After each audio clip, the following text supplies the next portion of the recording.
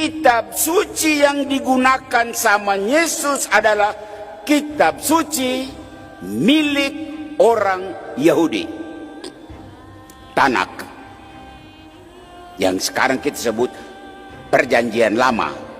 5 kitab pertama, Pentateuch. Yesus menggunakan kitab suci itu. Yesus itu orang Yahudi, bukan orang Kristen.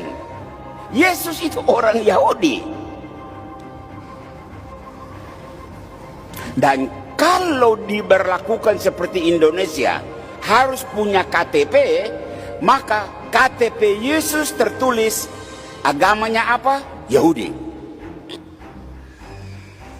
Ya, Yesus orang Yahudi dan dia beragama Yahudi.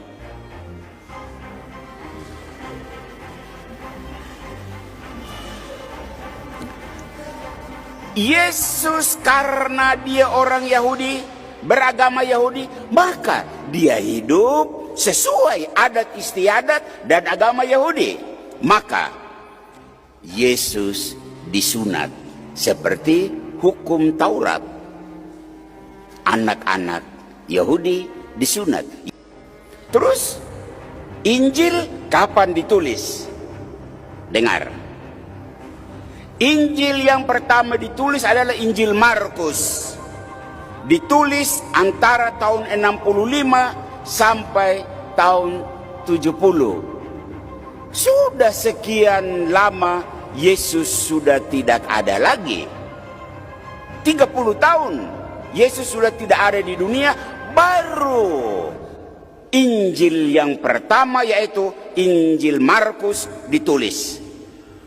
Injil Matius ditulis tahun 70 sampai tahun 700, tahun 100. Injil Lukas ditulis antara tahun 80 sampai 100. Injil Yohanes ditulis antara tahun 90 sampai 100.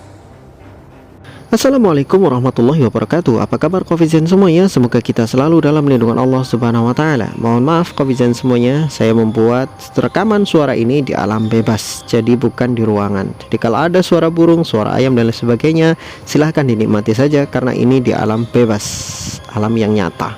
Nah, jadi begini Covizen semuanya, apa yang disampaikan para pendeta yang begitu jujur di mimbarnya orang-orang Kristen di gereja, ini adalah tamparan yang sangat luar biasa bagi orang-orang Kristen sendiri.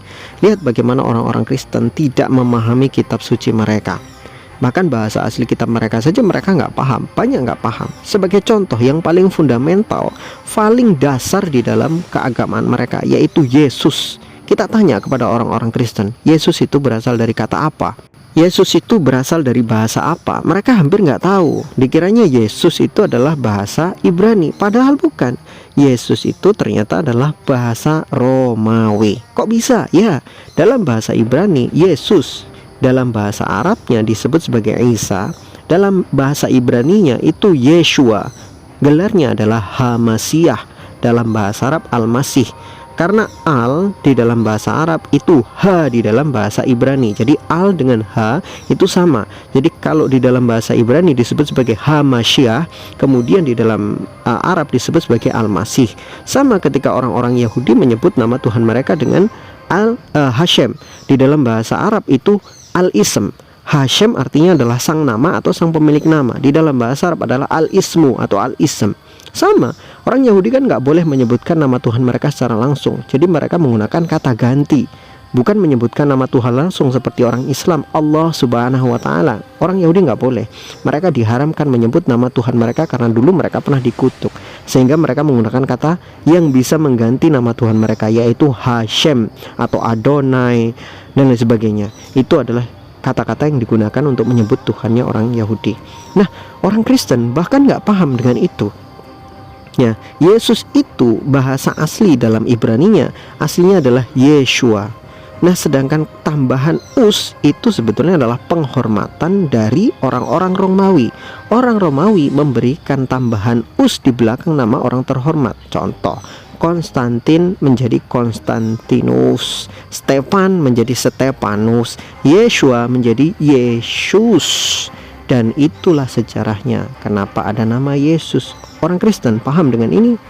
Jangan harap. Mereka nggak paham dengan kitab mereka. Jadi orang Kristen mayoritas, mungkin di atas bumi 99% orang Kristen nggak paham dengan kitab mereka, apalagi bahasa mereka, bahasa asli kitab itu.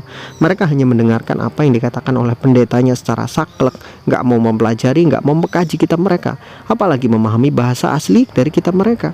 Kalau orang Islam, mohon maaf, sebodoh-bodohnya orang Islam itu mereka masih tahu alif, ba, ta, sa, jim, ha, kho, abata saja. Mereka bisa kok baca Quran, walaupun mereka mungkin artinya harus buka terjemahan, karena mereka tidak mempelajari bahasa Arab lebih dalam. Tetapi huruf-huruf Arab mereka nggak buta, dari kecil mereka sudah diajarkan. Bagi orang Islam nggak bisa baca Quran itu sebuah hal yang memalukan gitu. Coba orang-orang Kristen ngerti nggak mereka tentang bahasa asli mereka, kan gitu. Jadi mereka itu sudah sangat jauh melenceng dari kitab asli mereka.